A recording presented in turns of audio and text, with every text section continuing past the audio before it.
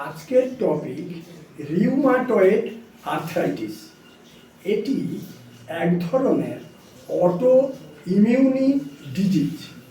এই রোগটা প্রথম ধরা পড়ে আঙুলের গাঁটগুলো ফোলা, ব্যথা, তারপর রিস্ট জয়েন্টটা ফুলে যায় এবং হাড়গুলো ডিফর্মিটি হয়ে আঙুলগুলো এবং রিস্ট জয়েন্ট বেঁকে যায়।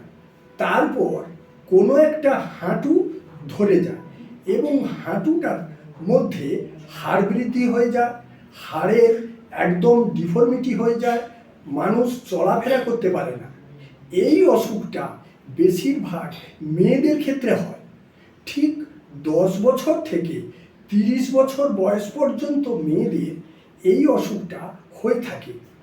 স্বাভাবিক জীবন একবারে শেষ হয়ে যায়, মানুষ চলাফেরা করতে পারে না, পরপর এমন মানসিক ডিপ্রেশনে চলে যায়, মানুষ এমন ডিপ্রেশনে চলে যায় তখন সুইসাইডিং টেন্ডেন্সিও চলে আসে।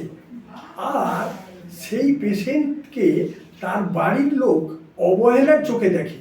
এইটা সব থেকে বড় কারণ।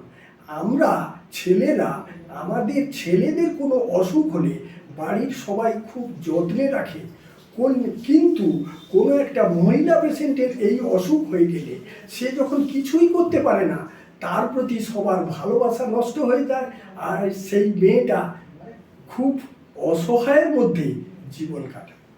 এবং আরেকটা কথা বলি, এই অসুখটা কিভাবে ধরা পড়ে, কি টেস্ট করতে হয়।